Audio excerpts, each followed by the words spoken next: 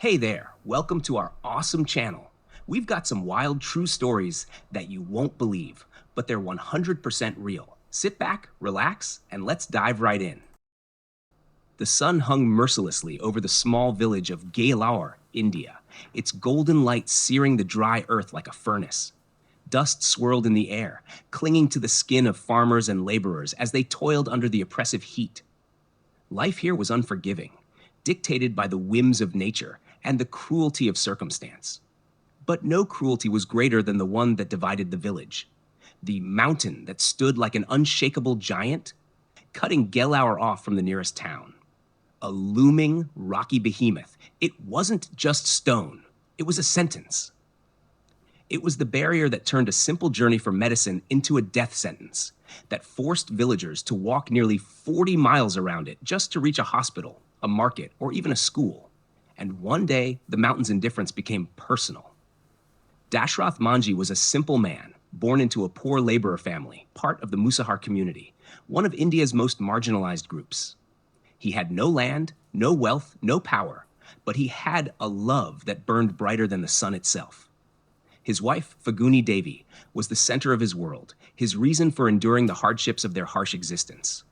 They had so little, yet together they had everything.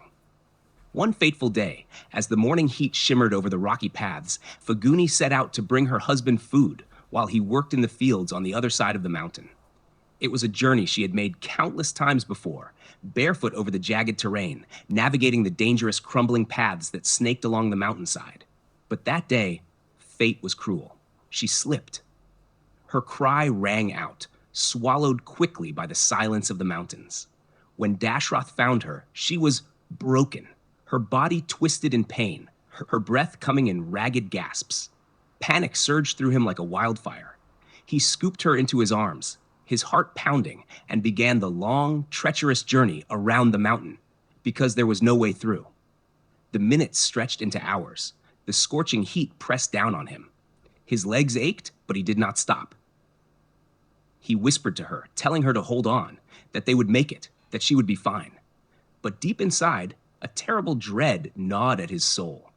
By the time they finally reached the hospital, it was too late. Faguni was gone. Dashrath held her, numb, unable to comprehend the weight of what had just happened. Not because of disease, not because of war, but because of a mountain. A senseless, immovable obstacle that had stolen the most precious thing in his life. That night, as grief strangled him like an iron fist, a decision was made. Dashrath Manjhi was no longer just a poor laborer. He was a man with a war to wage, a war against the mountain itself. The next morning, before the first rays of sunlight kissed the land, he picked up a hammer and a chisel. And he struck. The first blow rang out in defiance. The mountain did not flinch. The second came, then the third. Tiny fragments of rock tumbled to the ground, insignificant against the mountain's vastness. But Dashrath did not care. He had no machines, no dynamite, no engineers, only the sheer force of his will. Days turned into weeks, weeks into months. The villagers thought he had gone mad. They laughed at him, mocked him. A single man cannot move a mountain, they said. Some pitied him, shaking their heads at his hopeless grief. But Dashrath did not stop. The sun burned his skin, the wind chapped his lips, his hands bled as the hammer dug into his palms. But he kept going.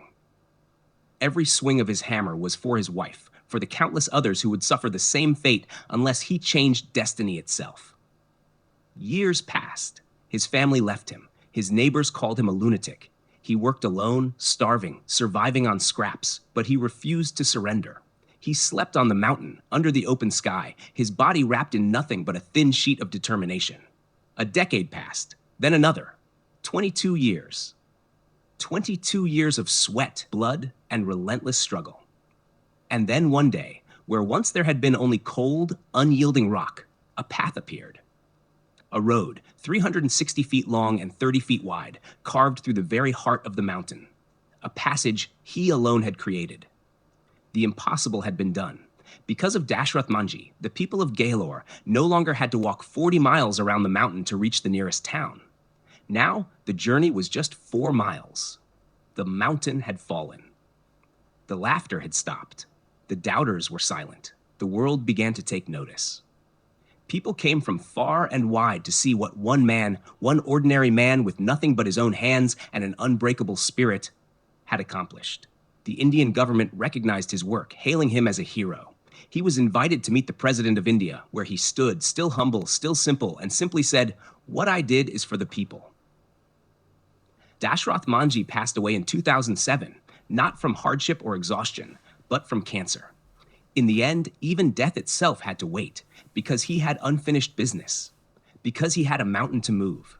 Today, his road still stands, a testament to the power of human determination, a reminder that no force, not even stone, can stand against a man who refuses to accept the impossible.